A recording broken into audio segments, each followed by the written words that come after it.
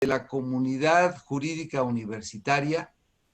Estamos transmitiendo en vivo a través de la página oficial de la Facultad de Derecho en Facebook Live. Y estamos por iniciar uno de los eventos académicos más importantes de esta época para la historia de la Facultad de Derecho. Hoy tenemos el gusto, el placer de anunciar el advenimiento de un nuevo libro, de un nuevo producto académico que ha sido procesado por nuestra comunidad y que sigue sumándose pues a esta larga cadena de libros, de artículos, de producciones que señalan, que distinguen a nuestra facultad como una de las primerísimas instituciones de educación superior dedicadas al estudio de la ciencia jurídica del mundo de habla hispana. Y una de estas causas o una de estas razones que lo justifican es precisamente pues que la mayor parte de los libros que se escriben para la enseñanza del derecho, para la investigación de la ciencia jurídica, se siguen produciendo por la comunidad jurídica universitaria de esta la Universidad de la Nación. Hoy vamos a presentar este derecho constitucional, instituciones políticas mexicanas, de la autoría del gran maestro y amigo querido don José Gamas Torruco, que habrá de ser comentado, pues nada más ni nada menos por nuestro profesor emérito, don Sergio García Ramírez, y por la doctora Julieta Morales Sánchez, quienes habrán de expresarles a ustedes las características que tiene esta obra, que la verdad me siento muy honrado con la deferencia que ha hecho don José Gamas de permitirme escribir el prólogo de este libro. Y la verdad es que es un honor inmerecido, que entiendo que no solamente es por la amistad que nos une desde hace muchos años, sino por la condición de ser el director de la Facultad de Derecho. Porque estando presente don Sergio García Ramírez, que tiene más años de ser amigo del autor y de ser un profesor emérito con una amplísima reconocimiento nacional e internacional, creo que podría haber sido una personalidad mucho más adecuada para escribir un prólogo, pero que estoy seguro que como se va a agotar muy rápido esta edición, don José habrá de encargarle el prólogo para la segunda edición que será, estoy cierto, muy pronto. Miren ustedes, este derecho constitucional, instituciones políticas mexicanas, no es un libro. Es el último tratado de derecho constitucional que se ha escrito en México. Y lo digo con conocimiento de causa porque tengo más de 30 años de impartir la materia y puedo decirles que el trabajo que ha hecho don José Gamas Torruco es un trabajo que se antoja muy difícil, si no es que hasta poco probable que alguien se tenga el arrojo, la ambición de poder completar.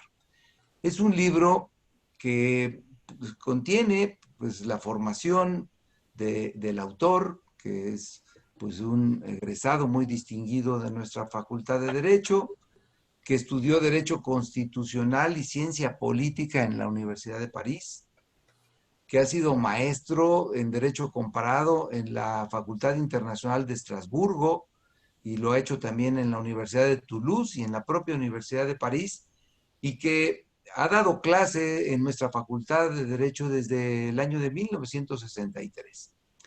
Es un libro que contiene las dos materias que hoy el plan de estudios actualizado contempla para la impartición del derecho constitucional. Quienes en el pasado estudiábamos derecho constitucional, era una sola materia que se impartía de lunes a viernes de manera muy intensiva y que hoy se divide en dos materias, que es la teoría de la Constitución y en un segundo curso el derecho constitucional mexicano. Este libro contiene el contenido de las dos materias, porque al mismo tiempo que se lleva una gran cantidad de páginas en explicar lo que es la teoría de la Constitución, también entra de manera muy clara, muy ambiciosa y muy precisa sobre el análisis de la Constitución mexicana. Es un libro que recomiendo su lectura porque no simplemente es un contenido de expresiones académicas y técnicas, sino es el producto de la experiencia. Yo puedo decir con toda autoridad que autores como Sergio García Ramírez o José Gamas Torruco son la versión mexicana de Rodrigo Borja, aquel constitucionalista ecuatoriano que era profesor de Derecho Constitucional, que fue presidente de la República y que cuando terminó regresó nuevamente a la cátedra, a la academia, a escribir grandes obras para tratar de plasmar lo que había aprendido en la teoría con lo que había aplicado en la práctica del ejercicio del poder. Este es un libro que tiene estas características. Es un libro que tiene un estilo académico maravilloso, una sencillez para estudiarlo, una claridad académica, pero también contiene una gran experiencia ahí reflejada, porque el autor fue administrador público, tuvo grandes cargos en el servicio público de gran trascendencia, así como en el servicio exterior mexicano, lo cual le permitió no solamente tener grandes responsabilidades, sino estar muy cerca de instituciones políticas y de grandes hombres que dirigieron este país, que le permitió pues conocer la dificultad que a veces tiene la teoría y la academia cuando hay que practicar el derecho político, el derecho constitucional. Así que esta obra que ponemos hoy a la disposición de la comunidad es un tratado, como lo decía, estructurado en 3 partes, desarrollado en 18 capítulos y en 728 páginas. La verdad es que él tenía un derecho constitucional que está ahí, entre los grandes libros de derecho constitucional como el Burgoa, como muchos otros clásicos que no quiero mencionar para no hacer larga esta presentación, pero que hoy por hoy estamos presentando una auténtica nueva obra.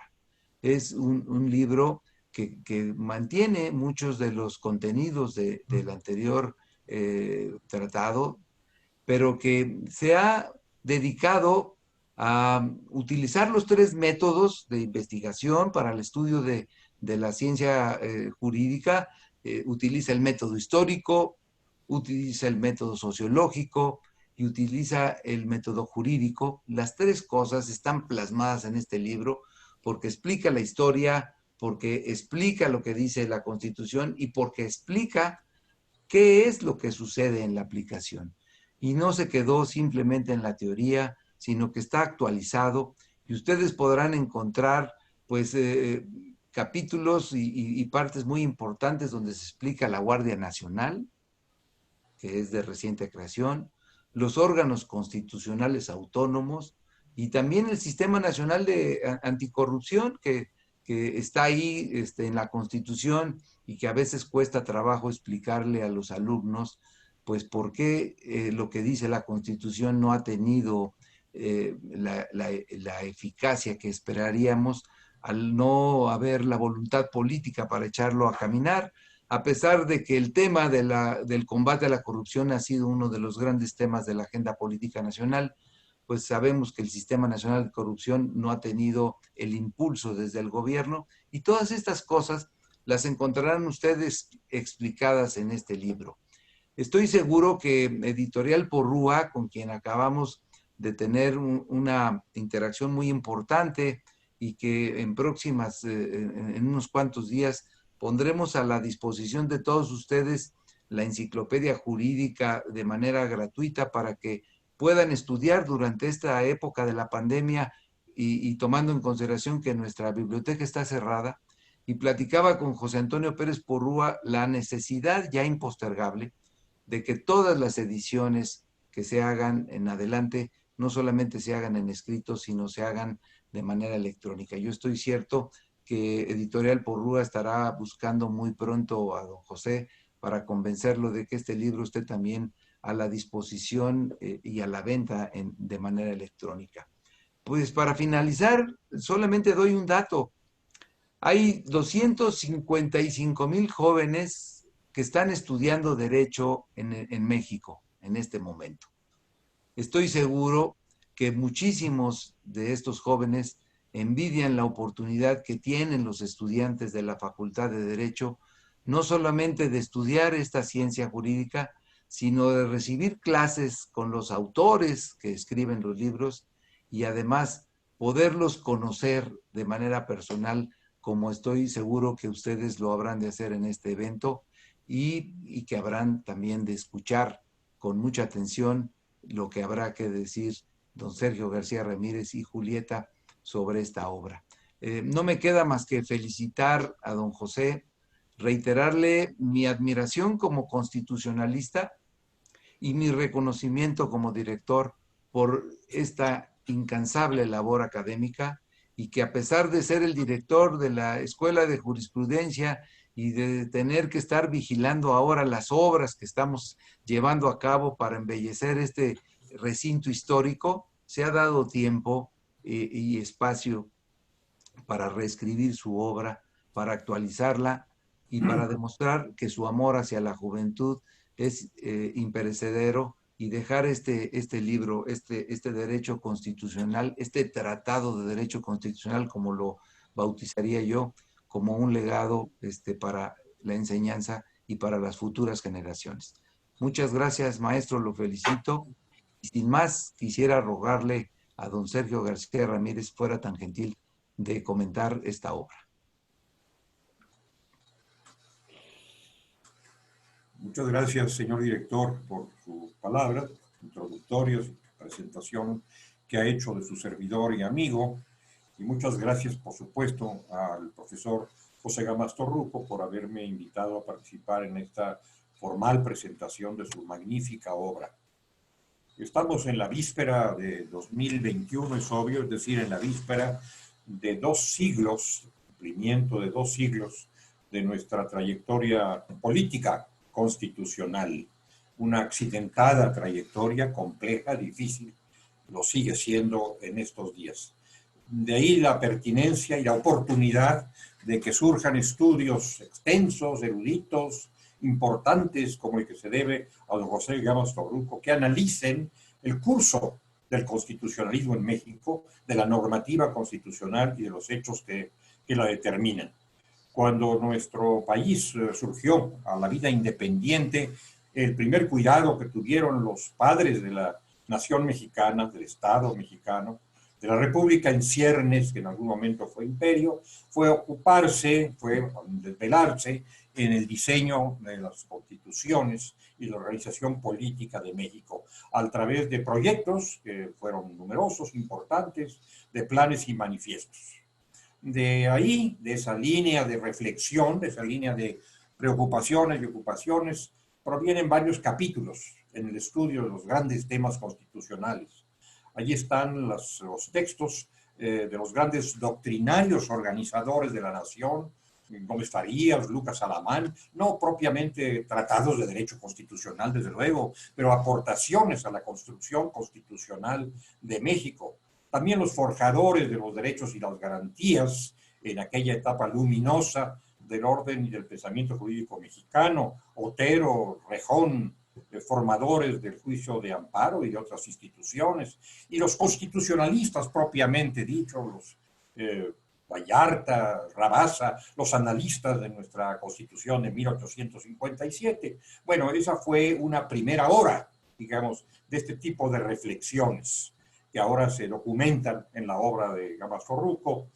Vinieron luego otros grandes profesores de nuestra Facultad de Derecho de la Universidad Nacional Autónoma de México, que ha sido señera en la reflexión constitucional y que ha aportado la bibliografía más enjundiosa sobre los temas constitucionales. Maestros que son también los formadores de personalidades como Gama Storruco. Él mismo expresa su gratitud hacia quienes hicieron aportaciones a su propia formación académica. Tena Ramírez, Martínez Báez, Mario de la Cueva, Burgoa, entre otros grandes profesores. Consta en su libro, en su dedicatoria y además en su reflexión. Diríamos que hoy sigue floreciendo la doctrina constitucional a través de generaciones sucesivas que se han dedicado a cultivarla con enjundia, con pertinencia, con erudición. Mencionaría yo simplemente como ejemplos de esta devoción constitucionalista a personalidades como Fitzamudio, el maestro de varias generaciones, y desde luego, y después de él, cronológicamente, Jorge Carpizo, Diego Valadez, el propio Gama Storruco, desde luego, y posteriormente también por razones cronológicas, Raúl Contreras Bustamante, y un grupo de constitucionalistas distinguidos que profesan su materia en nuestra Facultad de Derecho.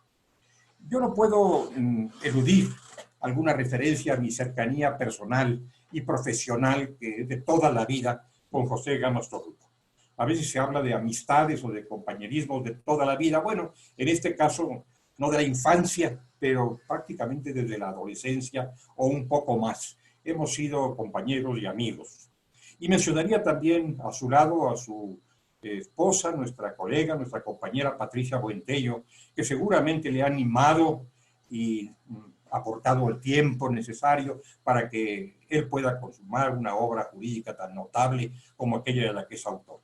Gama Storruco hizo sus estudios en nuestra gran facultad, estudios de licenciatura en Derecho, los prosiguió en Europa, particularmente en Francia, fue y es profesor de su materia, por oposición, tanto en la licenciatura como en el nivel de estudios superiores, en el posgrado. Conoce el Estado, esto es importante en un constitucionalista, conoce el Estado mexicano. Podría decir, como alguna vez se dijo en una frase ilustre, ha vivido en sus entrañas, conoce por dentro al Estado mexicano, ha vivido en sus entrañas y ese conocimiento, esas vivencias se reflejan en su obra, en sus obras, digamos, y seguramente en su cátedra. Ha sido alto funcionario, ha sido diplomático además, embajador en Australia y Nueva Zelanda, donde nos representó con excelencia. Estuvo en el sector económico y social del gobierno de la República, en las secretarías del Patrimonio y del Trabajo. Fue director del Banco de Crédito Rural y estuvo también muy contiguo, muy cercano al poder político y administrativo, al haber sido, como lo fue, secretario técnico de gabinetes de la Presidencia de la República. Cabe suponer lo que significa ser secretario técnico, no de un gabinete, sino de los gabinetes del gobierno de la República al lado del jefe del Estado. Esto le dio una experiencia, una cercanía, una visión de los grandes temas y problemas de México verdaderamente inigualable. Posteriormente ha retornado, y enhorabuena que así sea, a la UNAM, que realmente nunca dejó, nunca abandonó, y ha sido director del Museo de las Constituciones en el centro de nuestra Ciudad de México, que ojalá pronto reabra. Es un magnífico, un bello plantel que él condujo, que él dirigió, y ahora está al frente, junto con el señor director Contreras Bustamante, de la Fundación Escuela Nacional de Jurisprudencia, el edificio tradicional en el que no estudiamos, que no fue nuestra sede como estudiantes, pero que lo fue de nuestros maestros y que queremos y respetamos. Esto por lo que toca a la personalidad de José Gama. Y voy ahora a su obra previa, porque esta no es la primera publicación, ya se ha referido a ello el doctor Contreras Bustamante, no es la primera publicación, es una de las varias que le debemos y que han sido pequeñadas a lo largo del tiempo. Yo diría, me parece, corro el riesgo de equivocarme, pero creo que en este caso no, que la primera publicación muy visible, muy notable de Gama Storruco fue su obra sobre el federalismo mexicano. Esta obra, El federalismo mexicano, de 1975, publicada en la colección de CEP 70. En aquel entonces, abogado Gámez Torruco me hizo el favor de invitarme a prologar su libro. Y aquí descubrí un poco en torno al federalismo mexicano, haciendo la función que ahora me encomienda don Raúl Cortés Bustamante para la segunda edición de este derecho constitucional. Bueno, esta fue la primera obra, pero luego vinieron otras. Llegaron otras muy importantes sobre regímenes parlamentarios, su derecho constitucional, esta obra de teoría del derecho constitucional, los grandes debates del Congreso Constituyente. Esto es muy interesante.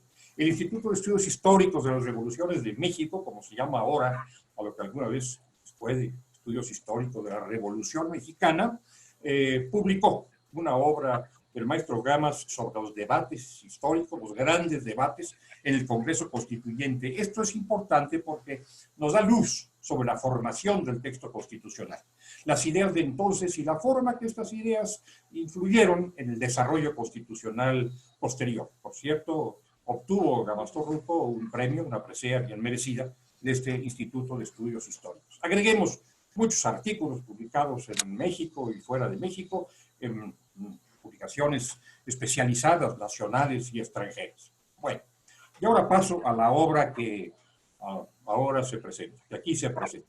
Derecho Constitucional e Instituciones Políticas Mexicanas.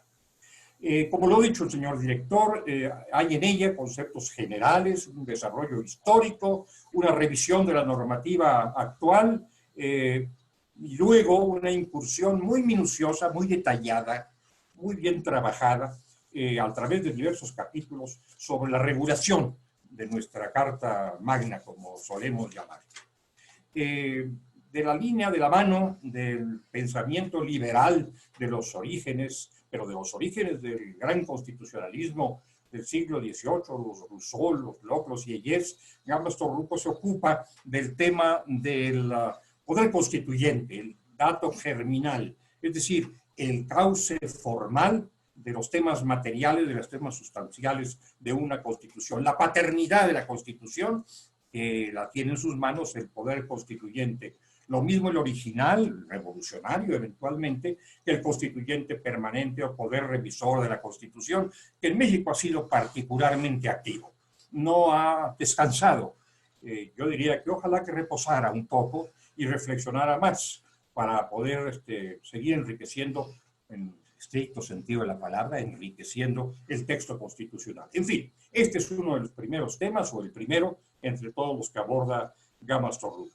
Luego habla de la supremacía y el fundamento del orden constitucional, bajo la idea de que la Constitución no es solamente un programa, no es solamente un proyecto de acción a desarrollar, sino que es una norma imperiosa que gobierna la acción de los particulares y de las autoridades.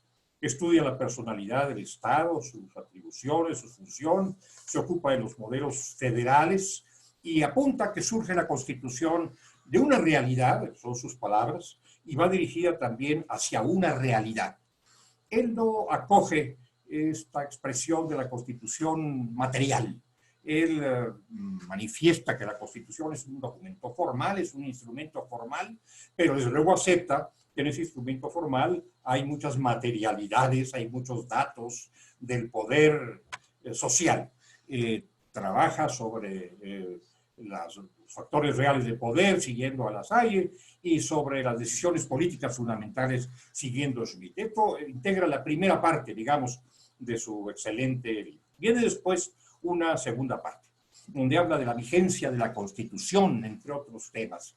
Y ahí se ocupa de varios extremos, de la aplicación de la Constitución. Hay algunos capítulos, o algunos apartados, más que capítulos, destinados a diversos periodos. Él habla, por ejemplo, de la aplicación dentro de la inestabilidad y de la institucionalización bajo la presidencia y bajo la influencia de Plutarco Elías Calles. Sería, digamos, con influencia del caudillo, del gran caudillo que fue Plutarco Elías Calles. Habla de la izquierda revolucionaria bajo la conducción de Lázaro Cárdenas, del presidencialismo mexicano a partir de Manuel Ávila Camacho, y yo convengo con él, lo anterior era el caudillismo mexicano, el presidencialismo, con todo rigor y propiedad, podría vincularse más bien a don Manuel Ávila Camacho, y también se refiere al cambio que se ha registrado en los últimos lustros. Y dice al respecto, también lo cito literalmente, que el régimen que se formó en las 3 administraciones del cambio, así llamadas, solo responde parcialmente a la democracia. Y esta respuesta apenas parcial a la democracia generó un descontento que igualmente recoge en sus líneas el profesor Gamas Torruco. No es un alegato político, no es un libero político, es un texto del derecho constitucional, desde la vertiente histórica, desde la vertiente normativa, desde la vertiente sociológica, como acaba de apuntar el maestro Contreras Bustamante, pero claro, tiene que recoger datos de la realidad para poder explicar la operación de las instituciones.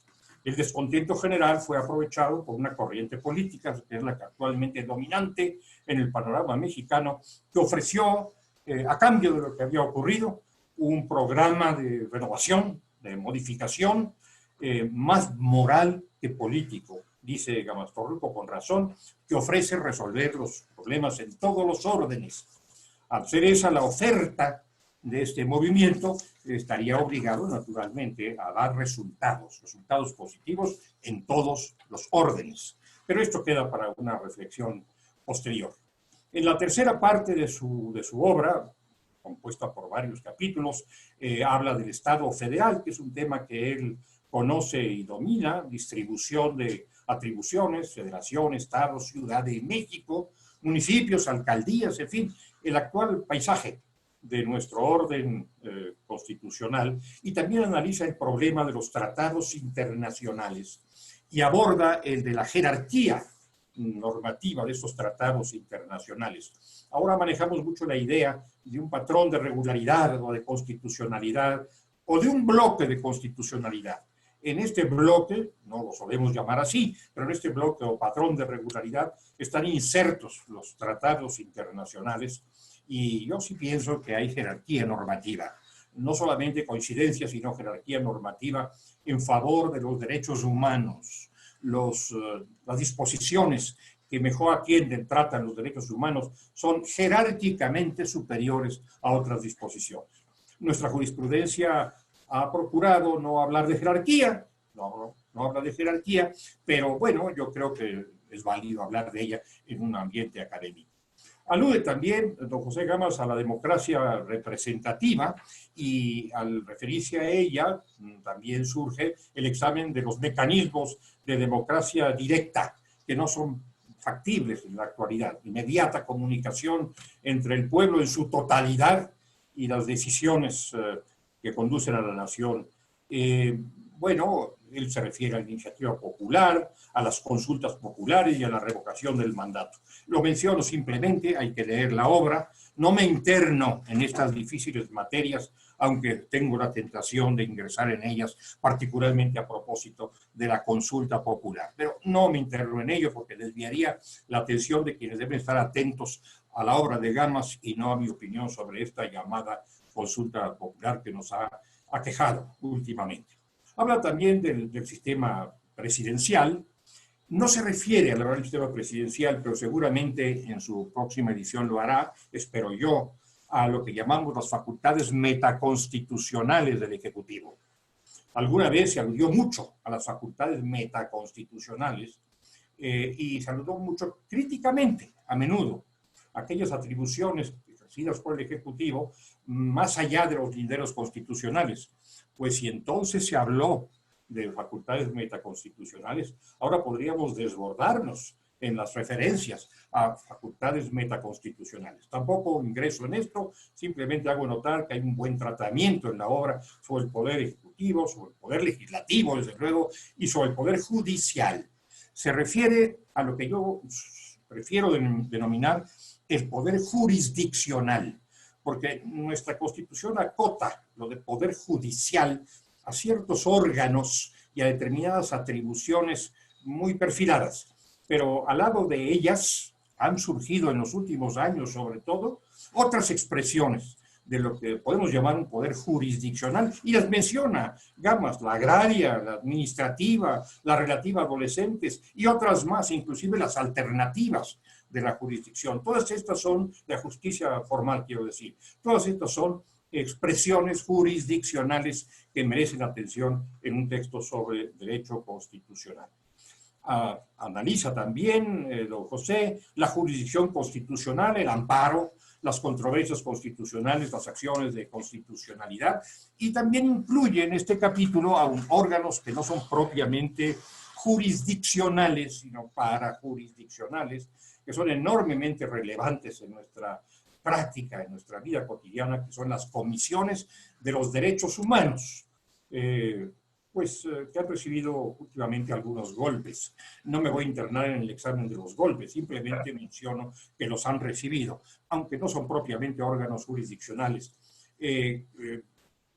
José se refiere a estas comisiones como una copia, él dice que precipitada, del Ombudsman, una institución de origen escandinavo. Bueno, son una versión mexicana de este Ombudsman que efectivamente tiene un origen escandinavo, que transitó de Suecia a otros países de aquella península, Escandinavia, pasó a Europa, luego a América y finalmente anidó en México. Recordaré simplemente que nuestra universidad fue precursora en estos organismos, no solamente por el pensamiento eminente de Fix Amudio, sino por la creación de la Defensoría de los Derechos Universitarios, que es un tema anterior al del establecimiento de la Comisión Nacional de los Derechos Humanos. Es interesante destacar esto. También se refiere a otros órganos, por ejemplo, a los constitucionales autónomos, que se acaban de mencionar en la intervención del maestro Contreras Bustamante. Sobre esto tenemos una doctrina relevante ya, va creciendo esta doctrina. Bueno, él cita algunos libros y creo que hay que recoger esas citas, Ackerman, por ejemplo, Pedro Salazar, y él destaca al maestro Sainz. Yo también lo destacaría, es un joven jurista muy competente, que ha estado trabajando con ahínco y con talento el tema de los órganos constitucionales autónomos. A la obra de Sainz se refiere Gamas Torruco, también lo cito literalmente, como un tratado exhaustivo y conceptualmente sólido y actualizado sobre la materia que es de consulta indispensable. También alude, don José, a la forma en que la Suprema Corte de Justicia y su jurisprudencia se ha ocupado de estos órganos constitucionales. Yo creo que estamos todavía pendientes, querido maestro Gamas, de una doctrina jurisprudencial suficiente sobre los órganos autónomos. Usted así lo reconoce cuando dice que las resoluciones de nuestra Suprema Corte de Justicia explican solo parcialmente a los órganos constitucionales autónomos. Pero él reconoce que ellos son, estos órganos autónomos, tan asediados en últimas fechas, son garantía de la limitación en el ejercicio de las facultades de los órganos tradicionales. Y en ese sentido yo diría que son garantía del cumplimiento de la observancia de los derechos y las libertades fundamentales de los ciudadanos de la República. Hay que poner atención en los órganos autónomos, en su subsistencia y en su fortaleza. Habla también, don José, de la corrupción, del tema de la corrupción, que no desarrolla con detalle porque, como él mismo confiesa, cuando concibió el capítulo de su obra relativo a esta materia, estaba todavía en debate el tema del sistema anticorrupción. Ojalá que pronto encuentre un cauce razonable, adecuado, la lucha contra la corrupción, que se debate a veces entre ser un golem, a la manera del golem del cementerio judío de Praga, ¿verdad? Un personaje fantasmal que asusta pero no opera, o bien la pasión política, un instrumento al servicio de pasiones políticas. Tenemos que encontrar un cauce razonable para la operación eficaz y certera del sistema anticorrupción. Se refiere nuestro distinguido autor al sistema económico-social en la Constitución. Creo que esta es una de sus partes predilectas de su obra, supongo yo, porque él participó mucho en el estudio de reformas constitucionales que condujeron a la creación de una especie de capítulo económico de la Constitución. No es propiamente un capítulo de la Constitución, pero sí es un gran tema capital de la Constitución. Él habla de los factores y actores externos e internos de la vida económica, del movimiento económico, se refiere al desarrollo del tema de la propiedad, al régimen agrario y particularmente a la rectoría del Estado, atendiendo al papel determinante que se asignó al Estado desde 1917. Sobre esto ha habido gran debate, la rectoría de Estado, hasta dónde sí, hasta dónde no, en qué medida, con qué matices y modalidades. Él manifiesta que en torno a esta materia existe un consenso nacional sobre las bases del sistema económico, un consenso nacional que a veces parece frágil, pero bueno, así lo manifiesta él, no así sobre las políticas económicas y sus resultados. Adhiere a la doctrina de la economía de mercado, de la economía mixta, con una base de economía del Estado, pero con un sentido social muy intenso. Veamos cómo evoluciona esta materia. Están en curso muchas y muy poderosas tensiones que pudieran reflejarse en nuevos cambios, que se han reflejado, desde luego, y pudieran reflejarse todavía en nuevos cambios en el sistema económico. Ahí está también un capítulo destinado a la tensión tradicional, antigua, entre el Estado y las iglesias, y más particularmente entre el Estado y una de las iglesias, la más relevante y poderosa históricamente. El tema del combate entre el poder civil y el clero, como lo registra en alguna de sus obras Emilio Portesil, es un tema antiguo en México. Lo heredamos de la corona española, lo heredamos de la colonia. Hubo problemas en esa dirección desde antes de que fuéramos una república independiente y parece ser que lo sigue habiendo. Aquí hay pues la crónica de una antigua contienda que aún no se ha resuelto enteramente. La obra tiene como capítulo 18 una reflexión relevante sobre los derechos humanos.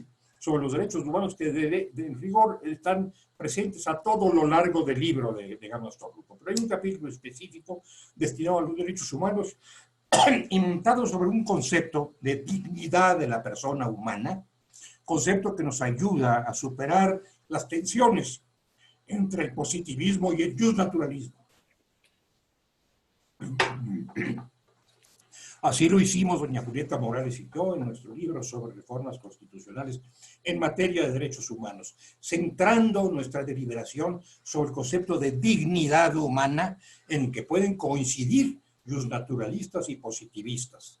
La reforma de 2011 tuvo una orientación notoriamente justnaturalista. No la impugno, simplemente la menciono, pero para evitar polémicas de escuela que no nos llevan muy lejos, para bien, pues sentar las bases de los derechos humanos en el gran concepto que algunas constituciones ya han recogido, empezando por la alemana y varias latinoamericanas de dignidad humana, me parece lo más adecuado y así lo hace el profesor Gámez Torruco.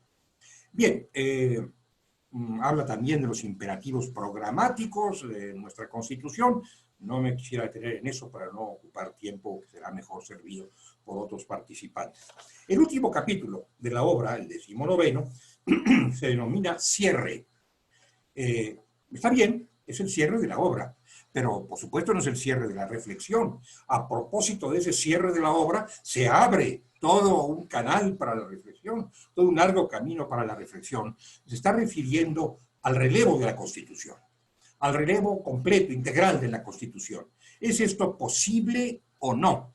También sobre este asunto hay una larga polémica, una intensa polémica que no se resuelve estrictamente con explícitos señalamientos constitucionales. Hay diversos pareceres. Dice Gámez Torruco, ni el pueblo directamente, ni un constituyente especial, ni los poderes constituidos pueden modificar en México la Constitución. Él no se refiere a cambios en algún artículo, en algún precepto, sino a la modificación total de la Constitución, el tema del artículo 136 constitucional, o insinuado en el 136 constitucional. Hay que revisar el sistema adoptado, sigue diciendo, a fin de abrir el camino normativo de la consulta a la nación de aquellas reformas que se consideren sustanciales. Sería una consulta seria a la nación, no una consulta temperamental, una consulta anecdótica como algunas que hemos podido presenciar en últimas fechas. Dice Gámez, no hay un régimen cerrado, sino abierto. Parece el relevo de la Constitución. De esta forma, con esa doctrina que sustenta Gámez, el principio de la suficiencia constitucional sería un cierre a la última acechanza de violencia. afirmaría la inviolabilidad del orden y se identificaría plenamente con su origen en la voluntad soberana de la nación. Aun cuando la idea de cambiar nuestra Constitución por otra, de dar lugar a una nueva Constitución, es una idea que a veces ha permeado en la opinión más de los especialistas, más de los académicos que en la opinión popular, diría yo. Pero aun cuando ahí está esa idea, yo creo que no están dadas las condiciones y seguramente sobre esto va a reflexionar en una nueva edición del maestro Gamas para que tengamos una nueva Constitución. Sería innecesario y perturbador internarnos en un procedimiento de ese carácter. Una nueva Constitución o una Constitución integral, completa, tendría que atender a principios, a valores que la justifiquen, no reiterar los que ya están recogidos en el texto constitucional que se pretende renovar. Y tendría que darse o bien como resultado de un proceso revolucionario, que fue el caso de nuestra Constitución, o de un gran consenso, un gran acuerdo nacional, como el caso de los pactos de la Moncloa en España, que generaron una nueva Constitución que ha permitido la buena marcha del Estado español. Creo que no existen en nuestro país las condiciones, y menos en la actualidad, en este ambiente de tensión, de contradicción y de polémica en que estamos insertos. La idea, por lo tanto, ahí está analizada en la obra de Gamas Torruco y merece una reflexión. Bueno, he tratado de agotar en pocos minutos, señor director, maestro Gamas, doña Julieta, he tratado de agotar en pocos minutos una reflexión sobre el magnífico texto, la estupenda obra del profesor José Gamas Torruco. Deseo que pronto vengan más ediciones y deseo que pronto vengan más obras de la misma pluma distinguida de uno de nuestros grandes maestros de la Facultad de Derecho de la UNAM. Muchas gracias, señor director. Muchas gracias, señor autor. Enhorabuena.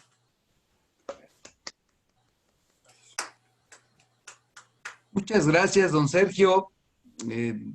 Yo creo que este recorrido sucinto, amplio, pues es un aperitivo para que la comunidad realmente se interese en abrevar sobre este libro, porque como bien lo hemos escuchado, tiene una riqueza política, académica, experimental, que vale la pena leer y que en estos momentos, en donde parece que la Constitución y sus instituciones todas pueden estar sujetas a juicio y a revisión, pues llama a la reflexión el hecho de que entendamos que la historia constitucional de nuestro país tiene una ruta y que las cosas que hoy la Constitución establece, pues no son productos simplemente de la improvisación o de la casualidad, sino son productos de un proceso histórico y de un avance en nuestro país. Así que queda para la reflexión y el análisis de todos los comentarios que ha hecho nuestro profesor emérito de la Facultad de Derecho, don Sergio García Ramírez.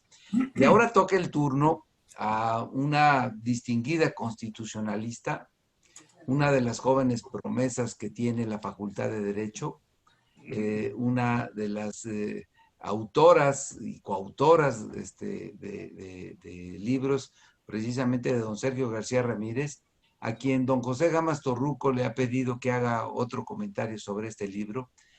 Julieta, si eres tan amable, te escuchamos con mucho interés. Muchas gracias, señor director. Buenas tardes a todas y a todos. En primera instancia, agradecer la invitación para formar parte de esta mesa con destacadísimos académicos a los cuales respeto y admiro, por supuesto al doctor Sergio García Ramírez, por supuesto al doctor Gamas Torruco y por supuesto al doctor Raúl Contreras Bustamante y a la maestra Lorena Redondo. Es un honor para mí estar hoy con ustedes. Antes de comenzar a hablar del libro, y debo de decir que es una tarea muy difícil poder decir algo nuevo después del doctor Sergio García Ramírez, pero intentaré sumarme a las reflexiones ya vertidas extraordinariamente por él. Quería plantear una reflexión previa al libro, comentaba, en torno a los cambios que ha sufrido el derecho en México y el derecho constitucional. Y justamente ya se mencionaba previamente por el doctor García Ramírez cómo nuestro derecho mexicano ha tenido una serie enorme de cambios a lo largo de los últimos años. desde siempre, pero particularmente, digamos, en los últimos 10, 15 años, han habido modificaciones aceleradas y fundamentales, estructurales, guiadas posiblemente por intereses políticos, económicos, por necesidades sociales quizás, dirían algunos, pero fundamentalmente tenemos un derecho en transformación. Yo de pronto a mis alumnos decimos que qué complicado es ser abogada, abogado hoy día, porque parece que tuviéramos que volver a estudiar la licenciatura, porque todo lo que estudiamos en algún momento cuando estábamos en licenciatura ya no es derecho vigente hoy día, y esto nos obliga a una permanente actualización cada vez más acelerada, tanto a quienes estamos dentro de la academia, como en el servicio público, como en las facultades, por supuesto, y escuelas de derecho, en todo el país y, por supuesto, en Latinoamérica. En este sentido, y particularmente en México, ¿cuáles han sido los cambios al derecho constitucional? Y resulta que también el derecho constitucional ha tenido muchísimos cambios. Tenemos una constitución que la verdad parece más flexible que rígida. Aunque teóricamente se cataloga como rígida, pues simplemente hemos tenido 242 decretos de reforma que han modificado o han reformado, la tautología, 729 artículos constitucionales a mayo de este año. 729 artículos constitucionales han sido modificados tantas veces, 729 veces se han modificado artículos constitucionales. Estamos hablando de 800 reformas a nuestra Constitución, pero además algunas son muy pequeñas, pero hay otras que han sido muy amplias.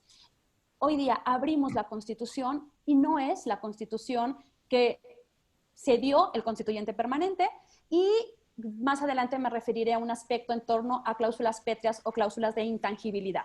En este momento lo dejo de este tamaño, simplemente asentar la gran cantidad de reformas, de cambios estructurales que ha tenido el derecho constitucional. Y entonces resulta que nuestra Constitución, que es la norma fundamental, ya lo decía el doctor García Ramírez, ya lo decía el doctor Contreras Bustamante, es una norma jurídica, pero lamentablemente es una norma jurídica imperfecta. Y justamente por carecer del elemento coercitivo, el control constitucional y a su par el control de convencionalidad hoy, o a partir de las decisiones de la Corte en el expediente Varios 912/2010, es fundamental, porque siendo nuestra norma fundamental, la verdad es que muy poca gente la conocía y la conoce hoy. Si vemos las encuestas de cultura constitucional del Instituto de Investigaciones Jurídicas, el nivel de conocimiento de la Constitución por la población mexicana es muy bajo, pero además también por servidoras y servidores públicos, lo cual hace que haya un escaso cumplimiento y vivencia de nuestra norma fundamental. Frente a eso, por supuesto, el papel de jueces y los retos que tenemos desde el derecho son amplísimos. Y entonces decía, ya ahora tenemos el control constitucional, el control de convencionalidad, tenemos innovaciones, por supuesto, como el principio pro persona, y a partir de la contradicción de tesis 293 está el bloque de constitucionalidad, este parámetro de control de regularidad constitucional, como lo denominó la Suprema Corte de Justicia, que viene también a cambiarnos y a rompernos muchos paradigmas dentro del derecho, este esquema de la pirámide normativa kelseniana, etc. En este gran marco de cambios, de transformaciones, de modificaciones, de falta de conocimiento y cumplimiento constitucional, aparece COVID. Y entonces la pandemia también vino a innovar, a modificar nuestra realidad constitucional y además la vivencia de la Constitución. Resulta que además en el derecho empezamos a segmentar tanto el derecho, dividimos tanto el derecho, que de pronto perdimos la idea de conjunto. Y creo que justamente el derecho constitucional es el que nos vuelve a dar esta idea de conjunto. Alguien decía que hoy ya no podíamos sostener que éramos abogados penalistas o laboralistas o civilistas o... No, sino tendríamos que afirmar que somos abogados constitucionalistas penales, porque todo pasa por el tamiz constitucional, el derecho civil, familiar, penal, laboral, etc. Y esto es fundamental, porque repito, nos especializamos y superespecializamos tanto, no solamente en derecho familiar, por ejemplo, sino además específicamente en divorcios o específicamente en pensiones. Entonces, perdimos esta idea sistemática y funcional del derecho que hoy tenemos que reivindicar. En este marco se inscribe una obra que es fundamental, justamente la obra del doctor José Gamas Torruco. Fue una tarea ardua leer el libro, pero deliciosa, debo de decirlo, y comento que es ardua porque justamente son más de 700 páginas. Entonces, por temas de COVID no tuve el libro, digamos, con la anticipación suficiente, pero lo tuve que devorar y la verdad es que fue una delicia. Es un libro perfectamente sistematizado, extraordinariamente escrito, ilustrado. Justamente todo el bagaje y toda la experiencia del doctor Gamas Torruco se nota en el libro, se lee en el libro. Así que de verdad, doctor, muchas gracias por la invitación, porque fue un privilegio aprender de usted a través de sus letras, extraordinarias letras. Y ya comentaba el doctor García Ramírez que se divide en 3 partes, no voy a reiterar esto, señalaré algunos puntos que particularmente llamaron mi atención, pero en esta primera parte habla de constitución, soberanía y poder constituyente, luego tiene una parte histórica, él denomina a la última parte el cambio y luego el cierre, e incluye las últimas reformas constitucionales, y finalmente habla de normas e instituciones de la Constitución del 17. Me quiero centrar particularmente en soberanía, porque el doctor Gamas Torruco habla de la soberanía, y cuando yo lo leía recordaba a Gustavo Zagrebelsky, justamente en el derecho dúctil, cuando él habla de este concepto de soberanía ya erosionado, y cómo hoy no podemos entender la soberanía como se entendía al momento en el que surge el Estado moderno, y cómo esta soberanía se ha erosionado a raíz de los factores reales del poder, también mencionados por el doctor Gamas Torruco, pero particularmente por los organismos internacionales, por las empresas transnacionales, por la globalización en sí misma, y cómo ha transmutado y se ha transformado el principio de soberanía y la soberanía estatal. Y esto es fundamental porque sé claramente que existen muchas tendencias soberanistas y particularmente debemos de entender las transformaciones, muchas, que ha tenido justamente la soberanía estatal hoy día, particularmente ante los organismos internacionales. Y también Zagrebelsky menciona que en un Estado de derecho, un Estado democrático de derecho como el que aspiramos ser en México, particularmente la Constitución se configura como un elemento de unidad en la diversidad. Y en este marco es importante que la Constitución sea tan abierta que dé cabida a sus enemigos, a los enemigos del Estado. Y esto tenemos que tenerlo en mente, porque la ley, dice Zagrebelsky, ya no es suficiente y por eso emerge el concepto de constitución y particularmente el estudio de este extraordinario libro, para poder visualizar al texto y a la norma fundamental como un texto incluyente de todas las perspectivas y de todos los proyectos de nación y de todas las mentalidades, partidos políticos y demás. Un elemento de unidad en la heterogeneidad, incluso en la polarización, digamos, social y política. En este sentido, también quiero mencionar, él habla, nuestro autor, el doctor Gamas Torruco, de la parte dogmática y orgánica, aunque luego la reestructura, me gustó mucho la reestructuración, y habla del sistema presidencial, no habla de las facultades metaconstitucionales, como ya mencionó el doctor García Ramírez, pero al hablar del sistema presidencial, en la página 408 él menciona y dice que el poder legislativo ya era en un momento un contrapeso efectivo al poder ejecutivo, pero sin embargo más adelante se corrige y dice el electorado regresa al esquema del presidencialismo anterior. Es una frase lapidaria de nuestro autor que afirma que en esta administración hemos regresado al presidencialismo anterior. Y luego habla de autonomía judicial. Me encantó, la verdad debo de confesarlo, doctor, lo disfruté mucho. Habla del artículo 17, del 116, fracción tercera, del artículo 89. Y en esto habla de la independencia de los tribunales. Y recordé justamente casos recientes de la Corte Interamericana de Derechos Humanos, el caso de la Corte Suprema de Justicia, el caso Quintana Cuello o el caso López Long, donde se habla de la separación de poderes, la relevancia de la separación de poderes, pero sobre todo de la independencia y autonomía judicial, no solamente para el funcionamiento del Estado democrático, sino particularmente para la defensa de los derechos de las y los ciudadanos. Y esto es importante, entre más autónomo sea el poder judicial, dejen a un lado la democracia, que por supuesto que es fundamental y elemental, ponemos en riesgo, si no hay esa autonomía, los derechos de todos y de todas en México. En este marco, también habla, ya se mencionó, de los organismos constitucionales autónomos, menciona a todos: INAI, INEGI, Coneval, COFESE, IFETEL, Banco de México, INE, la Fiscalía General de la República y por supuesto la CNDH. No me voy a detener en Estado e Iglesias, esta reflexión a la que se suma también el autor y que ya fue mencionada. Y luego hay una parte que a mí me llamó muchísimo la atención, también disfruté muchísimo la lectura como el resto. Habla de derechos humanos, imperativos programáticos y derechos sociales.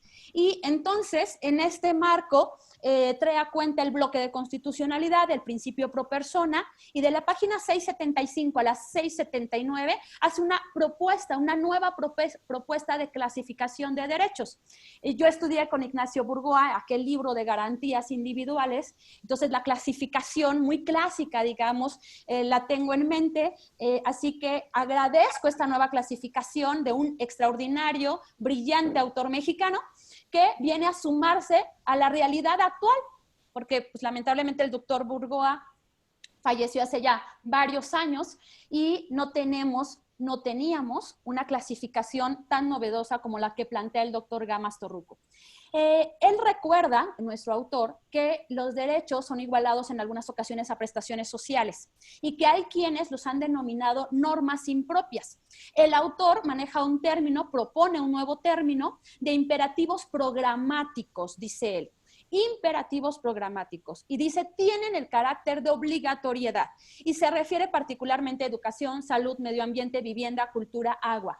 Todos estos derechos que además tienen hoy día una prioridad en el marco de la pandemia y que hemos visto qué pasa cuando no se invierte en salud, en agua, en vivienda, en trabajo, etcétera.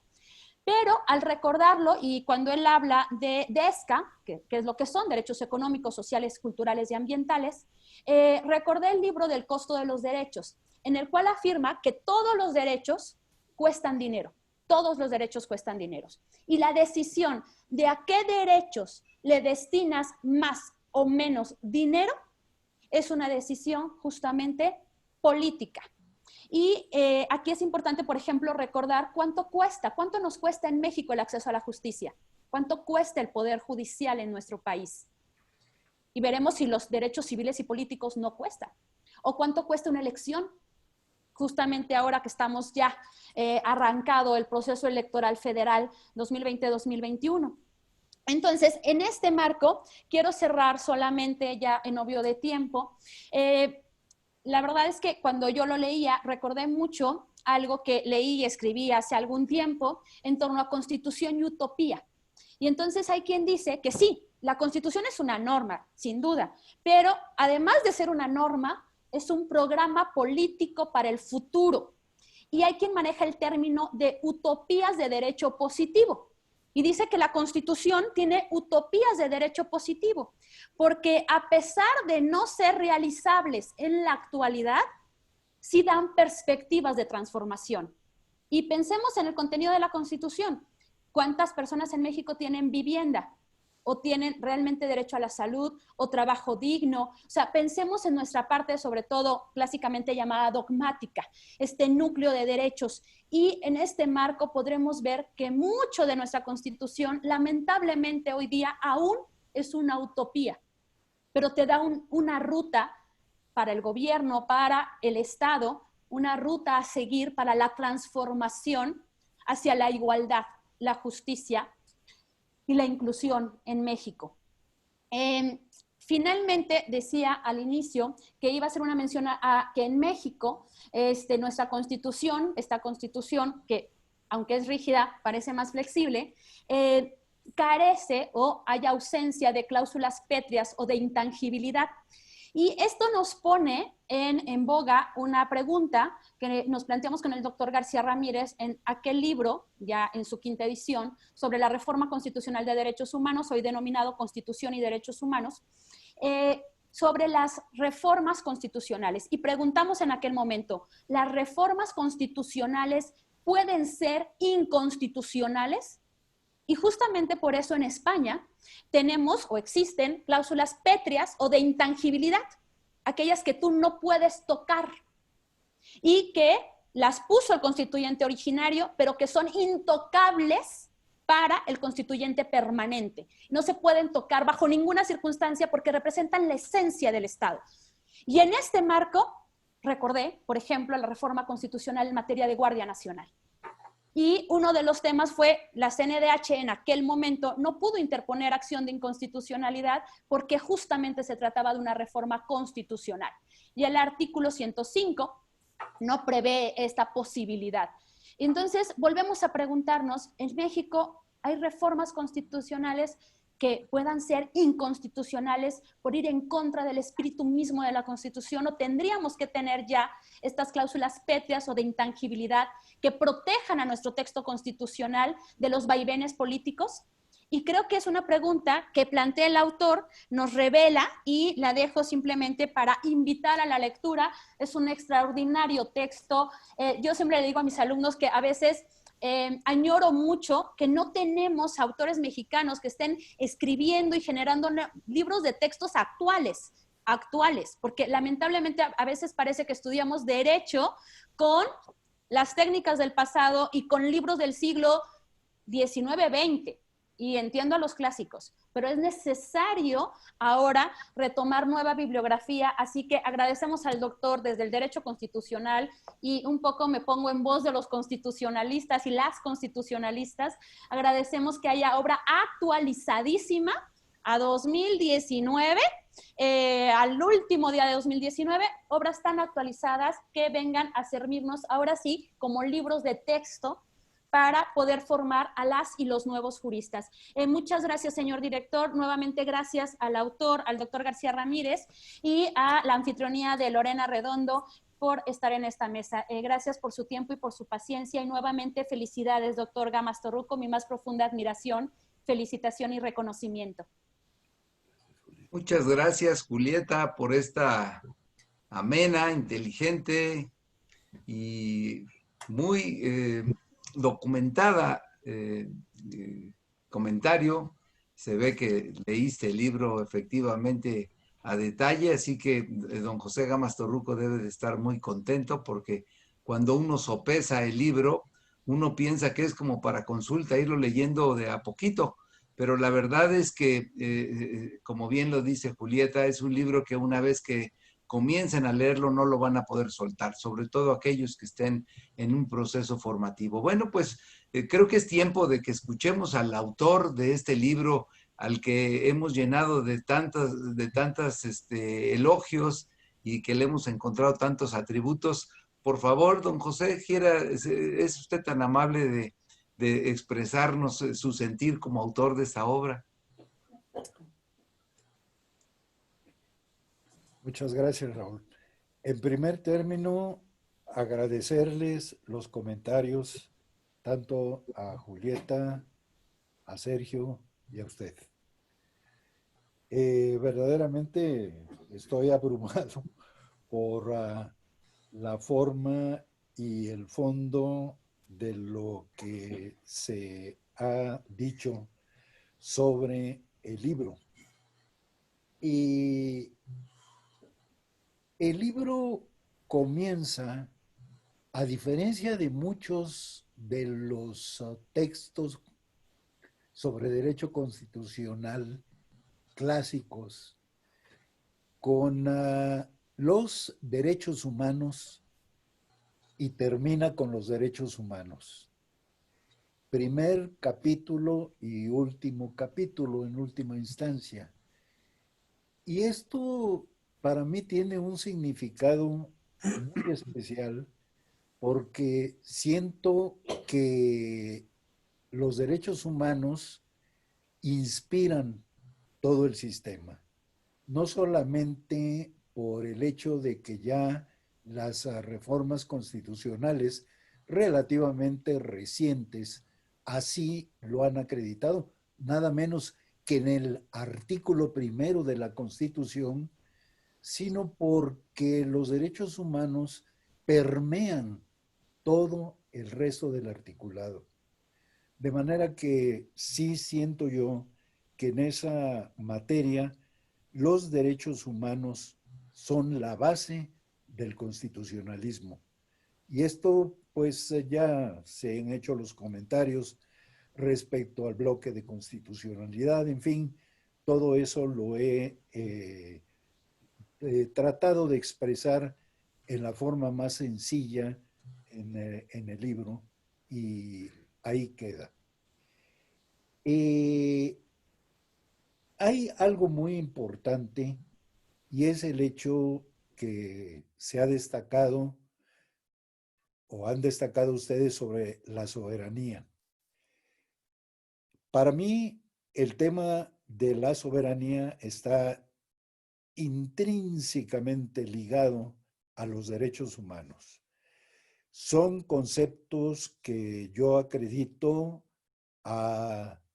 en su origen a la Revolución Francesa, pero quizás desde antes autores que yo menciono, como son John Locke, el Barón de Montesquieu, desde luego Juan Jacobo Rousseau y el revolucionario Emmanuel José Sieyès, autor de la teoría del poder constituyente. Todo este caudal de ideas está en la Constitución. Y me atrevo a decir, bueno, en la Constitución mexicana, que es de las que estamos hablando. Las ideas de soberanía, las ideas de derechos humanos que han tomado un papel fundamental. En los libros de derecho constitucional a la fecha no se hacía la mención por la tradición de que se enseña separadamente lo que es la parte, digamos, como se enseñaba, se decía en mi tiempo, la parte orgánica y la parte dogmática. Entonces, para mí esas dos partes están intrínsecamente ligadas. Sobre lo que señala Julieta sobre la ruta, me llama mucho la atención porque igual que yo, hoy en la mañana volví a revisar el número de decretos de reforma constitucional. A la fecha son 242, como ella lo menciona. Efectivamente se cuenta aproximadamente con 800 artículos que han sido reformados. Pero independientemente de esto, y creo que ella lo está señalando muy puntualmente, nos encontramos con que la mayor parte de los decretos, desde luego, son anteriores a las reformas que se hicieron a partir, digamos, del año 2000. Y en este sentido, casi el 25% de las reformas se han hecho en las últimas fechas, en 20 años. O sea que, como ella lo señala, es en los últimos regímenes cuanto más ha habido reforma constitucional. Esto, pues, es indicativo de que algo está ocurriendo que obliga a plantear reformas constitucionales, independientemente de que una buena cantidad de ellas están muy detalladas y esto se debe pues a un fenómeno muy reciente y fue hasta hace poco que ya hay una mayoría en las dos cámaras del Congreso de la Unión a los pactos entre los partidos políticos y las reformas que fueron convenidas, pero por desconfianza había que trasladarlas a la Constitución y esto pues hizo que se perdieran verdaderamente las reformas. Del inicio de la Constitución, yo hice un recuento de las facultades y me encontré con lo siguiente. Hubo desde el texto original de la Constitución agregados en reformas constitucionales 8 en la fracción 10, 8 en la fracción 21, 1 en la fracción 23, 4 en la fracción 25, 11 en la fracción 29. Luego, se agregaron 25 ordenadas conforme a las letras del alfabeto a partir del texto original de la Constitución. O sea, empezamos con A, B, C, D, etcétera, en el artículo 73, y esto a partir de la fracción 29. Entonces, resulta que tenemos una cantidad enorme de reformas constitucionales ya enumeradas con letra. Bueno, esto se refiere a la adopción de las facultades que ahora se denominan concurrentes, que son pues parte de las leyes generales. Son leyes en las cuales las competencias se reparten, sí, pero en primer lugar se asumen competencias por parte de la federación y después se señalan las que corresponden a los estados. Todo esto pues nos lleva a que, hice el recuento, actualmente existen 77 facultades legislativas nuevas a partir del texto original de la Constitución. Esto pues indica que las, perdón,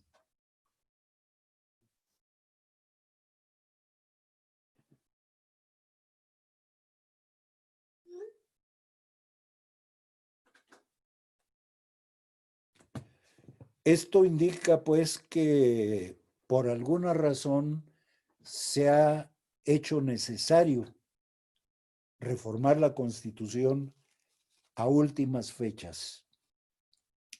No quiero yo entrar al detalle, pero sí sería interesante, y lo voy a hacer, referirme a las materias que han sido motivo de reformas.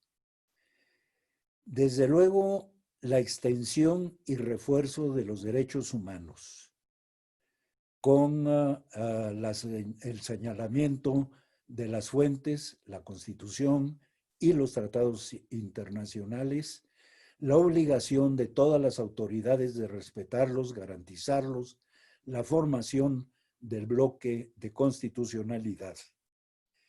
En materia de seguridad jurídica, se ha establecido un sistema penal acusatorio, público y oral, un sistema de ejecución de sentencias, la protección en las órdenes de aprehensión y detención, la abolición de la pena de muerte. No deja de haber preocupaciones, la extensión de facultades no suficientemente limitadas en casos de delincuencia organizada, la extensión de delitos sujetos a presión preventiva. Hay uno que especialmente me da escalofríos: uso de programas sociales para fines electorales y ejercicio abusivo de funciones, donde los tipos parecen demasiado abiertos. La procedencia de la extensión del dominio antes de que se pronuncie una sentencia definitiva. Esas son preocupaciones que deja una reforma general en materia de seguridad jurídica que en muchos aspectos ha avanzado. Se ha establecido la igualdad del varón, de la mujer y la paridad de género.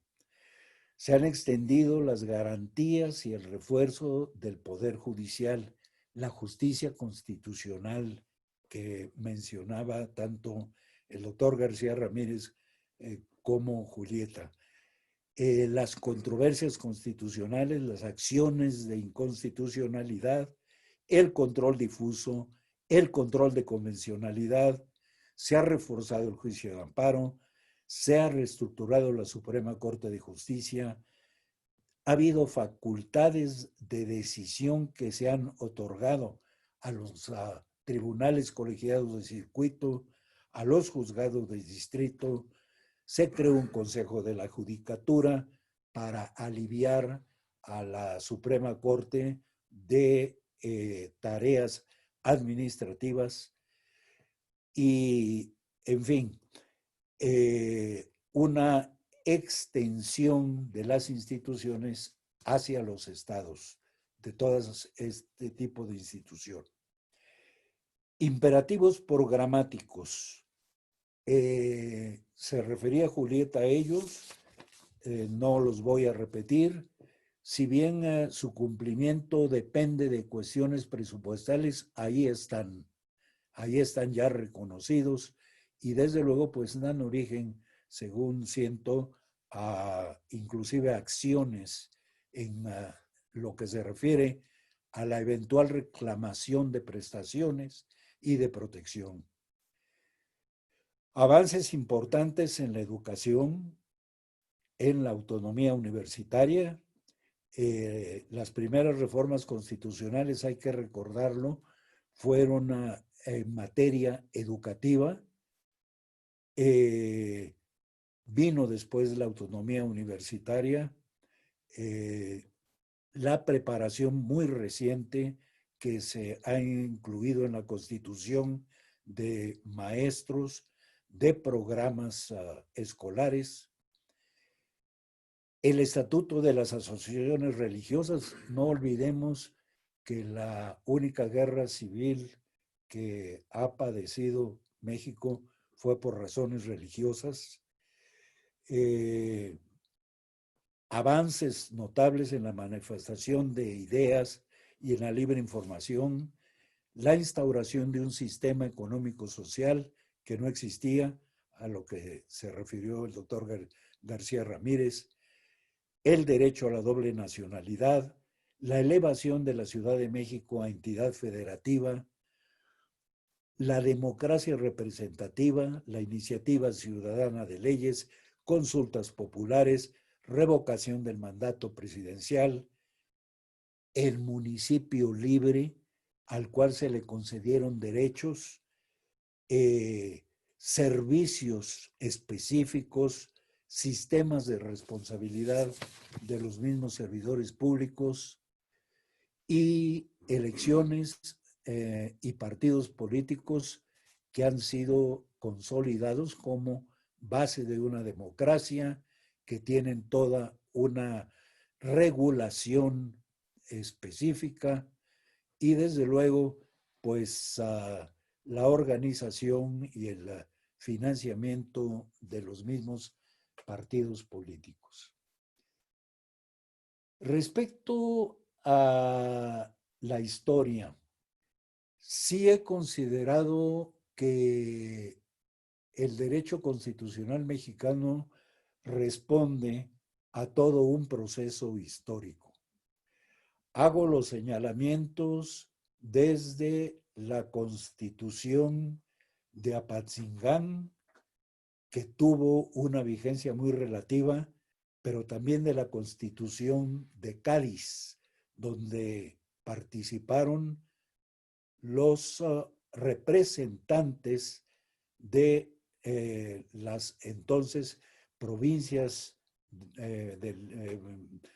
mexicanas y que tuvieron pues una importancia muy trascendente dentro de la Constitución de Cádiz, que fue la adopción de las diputaciones provinciales, que a su vez fueron las que dieron el origen al Estado Federal Mexicano en 1824.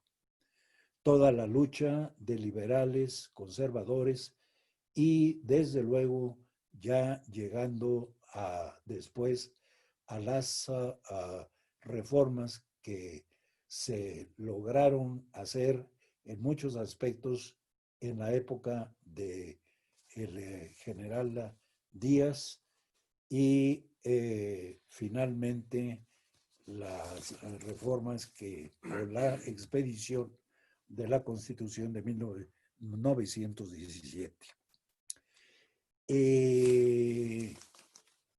Quiero también destacar que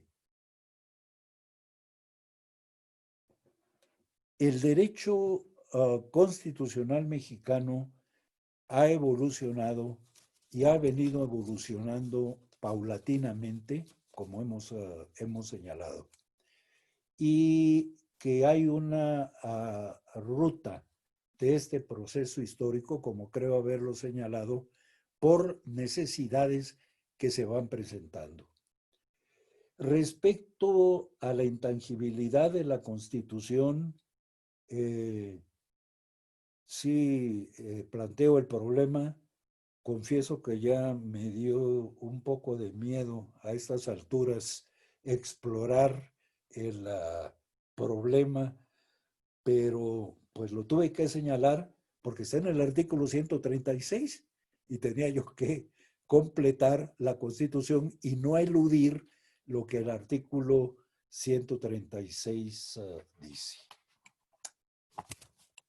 Esto es por lo que se refiere a los comentarios que tengo que hacer, pero creo que la simple presentación que se hizo tanto por Julieta como por Sergio, como por Raúl, pues fue muy completa y realmente me emociona que se haya leído con tanto detalle el libro.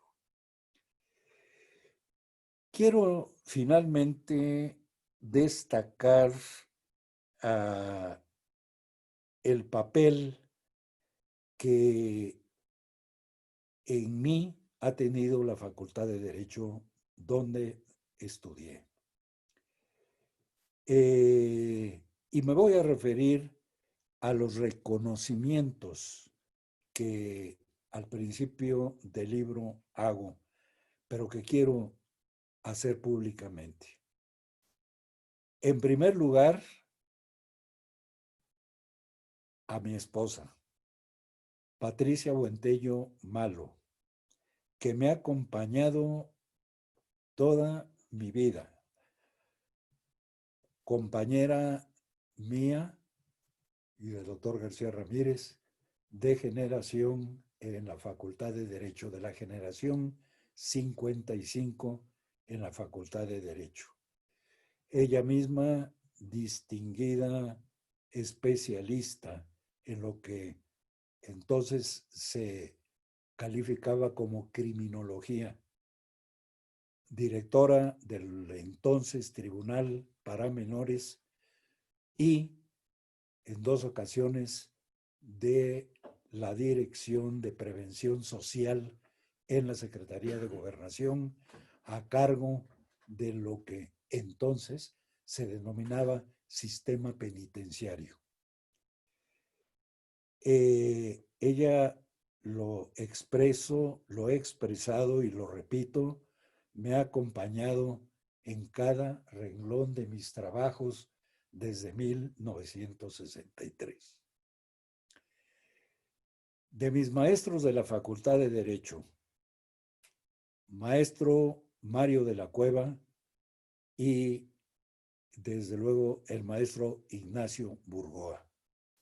Los dos me invitaron a ser parte como ayudante del Seminario de Derecho Constitucional.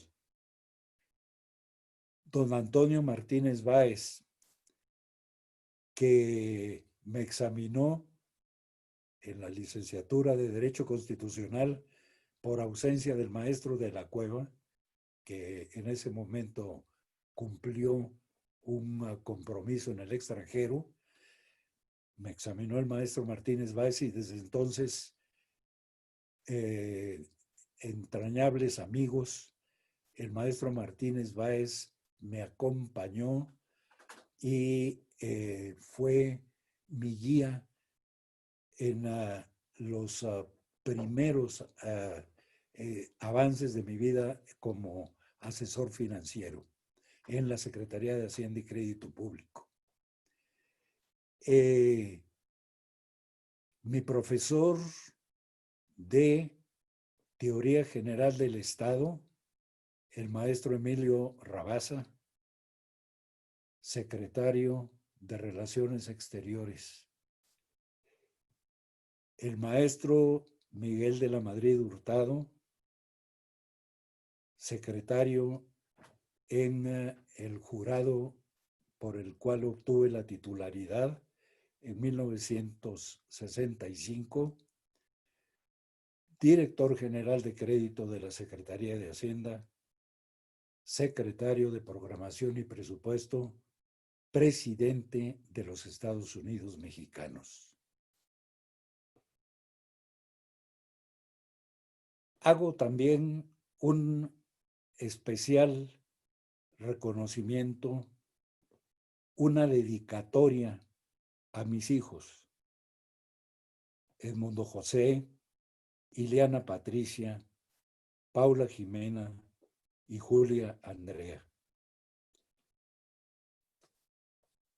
Siempre queda la idea de que cuando uno escribe,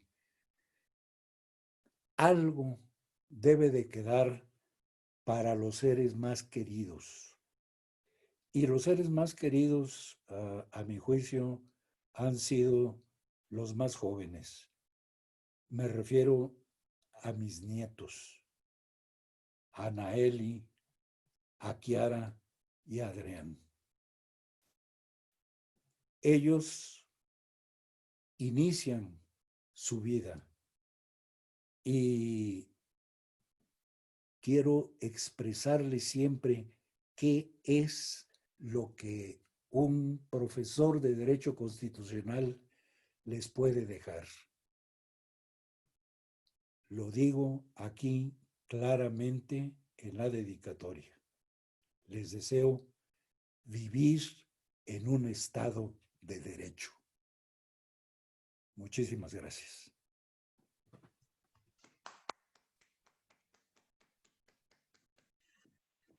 Muchas gracias, maestro Gamas Torruco.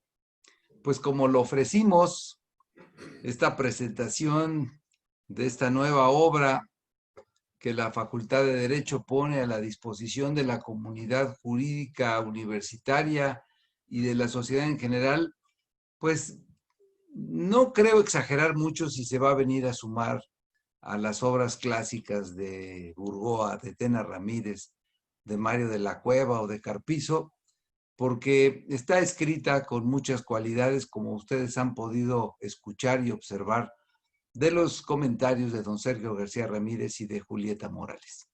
Creo que el libro va a abonar a algo en lo que quienes nos hemos dedicado a impartir la materia de Derecho Constitucional aspiramos, que es a generar el amor hacia la Constitución y al derecho constitucional.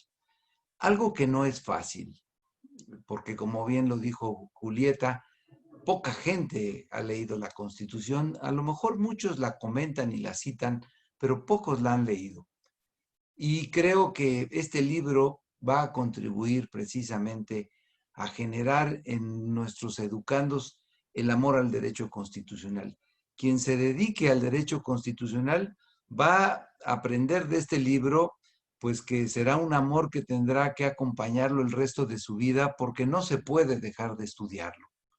Como bien lo dijeron aquí, esta cantidad de 242 decretos que han modificado 800 veces a artículos diversos de la Constitución, pues nos habla de la dificultad de poder estudiar el derecho constitucional y la dificultad de atreverse a escribir un libro como el que hoy presenta Gamos Torruco a su consideración. Hemos visto cómo desde el mismo comentario empieza a generar nuevas discusiones sobre el abuso a la reforma, sobre si no, deberemos nuevamente de discutir las teorías de la reforma, si es ilimitada o es limitada, si se pueden hacer estas reformas pétreas o garantizar las decisiones políticas fundamentales, como les decía Schmitt, o como dicen otros autores, pues simplemente se harán esas reformas y habrá otra reforma que las quiten. Y que la reforma de la Constitución pues seguirá siendo una facultad soberana de la sociedad y que en todo momento podrá cambiarla. Todas estas cosas y el compromiso que ya ha hecho don José Gamos Torruco de seguir escribiendo la segunda edición del libro para tratar las 77 facultades que se le han ido sumando al Congreso a lo largo de estos más de 100 años, facultades que le han limitado las facultades soberanas a las entidades federativas, hay que decirlo. Cada que se amplían las facultades del Congreso, se le restan facultades a las entidades federativas y muchas veces se ha dicho que se le acumulan estas facultades al Congreso para que las pueda usar el presidente, que siempre ha tenido pues un predominio sobre el poder legislativo en nuestro país. Entonces, habrá que esperar con mucho interés este análisis que él acaba de comprometerse, y yo voy a trabajar con él para convencerlo en una tesis que traigo de que el derecho a la educación, que ya ha sido reconocido como derecho humano por la convencionalidad, salga de esta lista de derechos económicos, sociales y culturales, se deje de considerar como un derecho social y se considere como un derecho humano fundamental pleno. Porque lo que hemos escuchado hoy es que de nada sirve una larga lista de derechos si la mayor parte de la sociedad no los conoce, no los entiende, no los sabe ejercitar y no los sabe defender. Así que trataré de convencerlo en que en la segunda edición esté de acuerdo conmigo que después del derecho a la vida y derecho a la libertad hay que poner al derecho a la educación, porque es un derecho habilitante que le va a permitir a los ciudadanos poder conocer, poder ejercitar y poder disfrutar de los demás derechos, porque si no simplemente quedan pues como una lista interminable de legítimas aspiraciones, pero simplemente quedan como letra muerta. Así que despedimos esta transmisión.